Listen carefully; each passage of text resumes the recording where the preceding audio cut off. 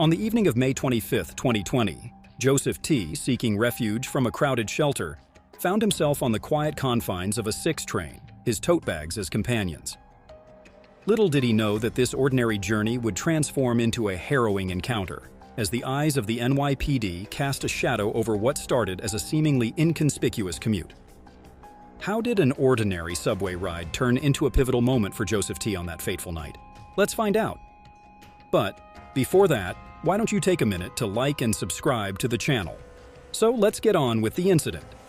On the night of May 25, 2020, Joseph T. sought refuge from a crowded shelter, boarding a sparsely populated 6 train with a few tote bags. Seemingly inconsequential, his choice to occupy extra seats became the catalyst for a jarring encounter. The tranquility shattered when NYC police intervened, transforming a routine commute into a violent confrontation.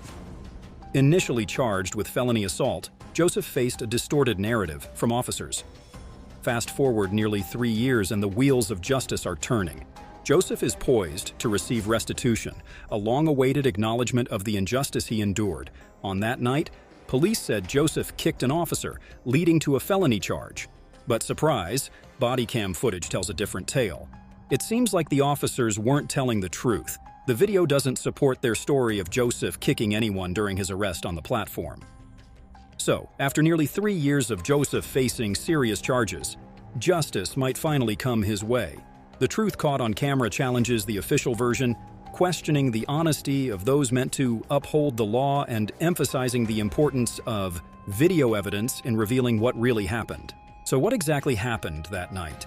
In a video released soon after the incident, police wanted a person off the train. The person then moved to another compartment of the train to avoid the police. Then, Officer Adonis Long tried to grab the person's hand, but the passenger pushed him away, showing he didn't want to be touched. Things got intense quickly. The passenger resisted being taken out, wanting to stay in his seat. However, the struggle ended with the police force fully removing him. But it was the body cam footage that revealed the violent nature of this incident.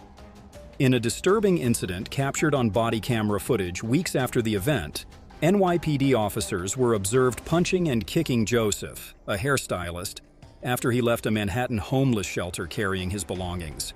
Fearful of retaliation, Joseph opted not to disclose his full name.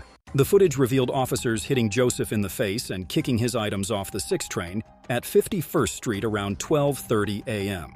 Officer Adonis Long was identified using pepper spray and placing his hand around Joseph's neck. The video portrayed a harrowing scene as Joseph, surrounded by police, pleaded for them to stop while tears streamed down his face. The intensity escalated as he was pinned against a wall, blood visible on the side of his head. This incident raises concerns about the excessive use of force, prompting scrutiny of the officer's actions and the circumstances leading to the confrontation. In a distressing turn of events, the video captures Joseph, handcuffed on the station floor, pleading about a panic attack and calling for his absent older brother. "I'm having a panic attack, please," he says, cuffed on the floor of the station. He later said, "I felt like my heart was going to fall out." The footage provides a detailed, alarming account of Joseph being pepper sprayed while already on the ground, bleeding from the head and surrounded by police officers during what he claims was a panic attack. Crucially, the video fails to present any evidence suggesting Joseph occupied more than one seat or any justifiable reason for the officer's use of such excessive force. The absence of a clear cause for the aggression raises questions about the appropriateness of the officer's actions. So, why did the police target him? The case involving Joseph sheds light on a concerning pattern, where police officers may assume that individuals facing homelessness lack the means to challenge their actions in court, often making them targets for unwarranted violence. However, in a twist of fate, the presence of unaltered body camera footage brought the truth to the forefront, challenging the officer's narrative. In March, Joseph took a decisive step by filing a lawsuit in Manhattan federal court, vehemently contesting the police officer's version of events from the May 25th incident. Joseph filed the lawsuit against New York City NYPD Officer Long and Officer Shimul Saha. The officers had falsely claimed that Joseph attempted to flee and had physically assaulted them, alleging that he shoved an officer and kicked his right hand. The footage revealed Officer Long as the aggressor, repeatedly punching Joseph in the head. Contrary to their claims, the complaint contended that Long cut his right hand by repeatedly punching Joseph. Allegations included the use of excessive force, false arrest, and evidence fabrication, highlighting a troubling pattern of misconduct and emphasizing the need for accountability within law enforcement. Joseph's legal action underscores the critical role of objective evidence in holding law enforcement accountable for their actions. By challenging the officer's false claims in court, Joseph aimed to seek justice and expose the inaccurate narrative perpetuated by those in power. On December 21st, the Adams administration settled Joseph's case. The parties agreed to the $135,000 settlement without admitting any wrongdoing. City Law Department spokesperson Nicholas Paolucci stated that the agreement was in the best interest of the parties, emphasizing the city's decision not to represent Officer Long. Long's police union attorney, Doug LaBarbera, remained silent on the matter.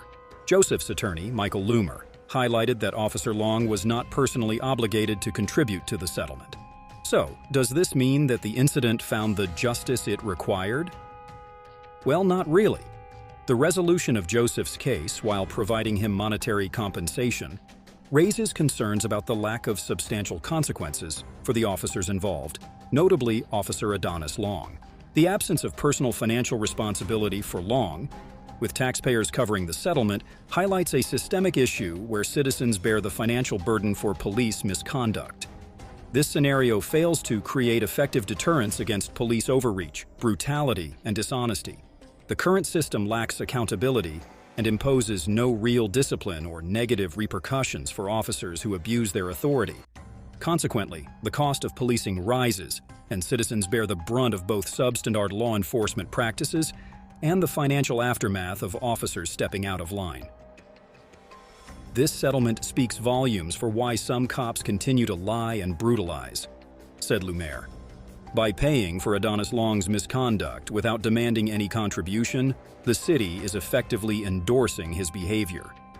He added, "Until there's real accountability and discipline, bad cops will continue to violate the law without consequence."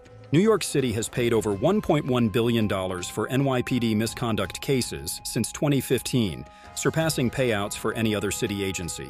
However, research by UCLA law professor Joanna Schwartz reveals that in the majority of cases, police officers personally bear no financial responsibility for civil payouts.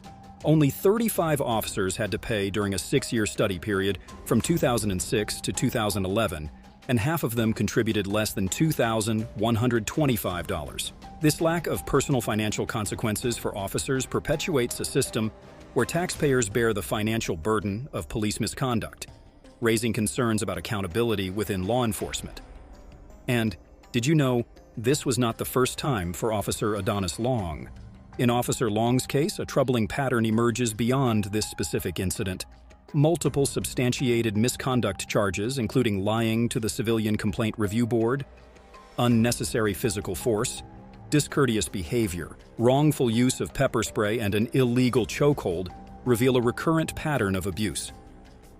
Despite these documented transgressions, there seems to be a lack of intervention to halt this cycle of misconduct.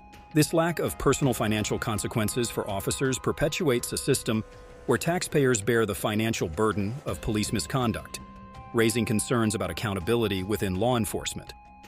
And did you know this was not the first time for Officer Adonis Long? In Officer Long's case, a troubling pattern emerges beyond this specific incident. Multiple substantiated misconduct charges, including lying to the Civilian Complaint Review Board, unnecessary physical force, discourteous behavior, wrongful use of pepper spray, and an illegal chokehold, reveal a recurrent pattern of abuse. Despite these documented transgressions, there seems to be a lack of intervention to halt this cycle of misconduct. Officer Long's history suggests a disturbing trend of unchecked behavior, with no apparent intervention to curb his actions. The failure of those with the authority to intervene raises questions about the effectiveness of oversight mechanisms and the commitment to addressing systemic issues within law enforcement. Without meaningful consequences, the cycle of misconduct persists, eroding public trust and perpetuating a cycle of impunity. Addressing these systemic flaws is crucial to fostering accountability, rebuilding public confidence, and ensuring that law enforcement serves and protects communities without compromising individual rights and safety. So, what punishment do you think Officer Adonis Long should receive for his actions?